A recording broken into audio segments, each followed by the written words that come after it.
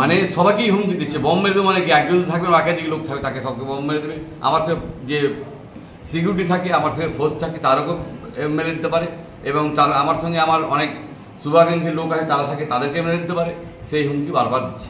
এরা কি দেখুন, নিমতি থেকে ঘটনা যুক্ত হতে পারে। কারণ হলো যে তারা নিশ্চয়ই, নাহলে একবার করার পরে সাহস না কী করে পায়। তাই প্রশাসনের দৃষ্টি আকর্ষণ করছি, শিগগির ব্যবস্থা করে তার কঠোর ব্যবস্থা করে সেই ব্যবস্থা করছি। এই বিষয়টি কি ঊর্ধ্বতন নেতৃত্বকে জানিয়েছেন? হ্যাঁ, এই বিষয়টি ঊর্ধ্বতন দেখুন, আমি কালকে এফআইআর করেছি, উত্তর ভবনকে আমরা অবশ্যই জানাবো।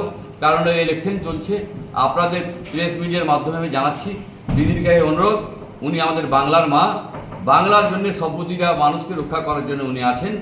আমরা চাইব অবশ্যই রক্ষা করবে এবং তার কঠোর ব্যবস্থা করবে, এই আশা রাখছি। আপনি একজন প্রাক্তন মন্ত্রী এবং বর্তমানে বিধায়ক, আপনার উপরে বারবার এরকম হুমকি আসছে, আপনি নিরাপত্তা নিয়ে বাংলার মুখ্যমন্ত্রীকে কি দাবি জানান? দেখুন, নিরাপত্তা যথেষ্ট দিয়েছে।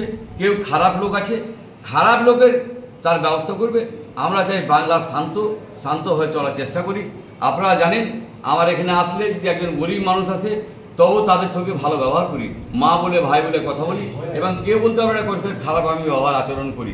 কারণ আমার এটা শখ, বা এটা আমি জনসভা করতে এসেছি, তাই জনসভার মতো করি।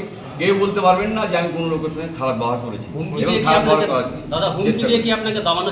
সেই দমানোর চেষ্টা করছে। মাননীয় মুখ্যমন্ত্রীকে দমানোর চেষ্টা করছে, তার দলকে দমানোর চেষ্টা করছে, বিভিন্ন রকম হুমকি। তাই বিভিন্ন মানুষ বিভিন্নভাবে হুমকি দেওয়ার চেষ্টা করছে। বললাম যে কিছু দালাল আছে যে বলে ফ্যাক্টরি রেড করে দেবো, ফলস কেস করে দেবো, এগুলোও করছে। আমাদেরকে বিভিন্ন রকম মেন্টাল চেষ্টা করছে।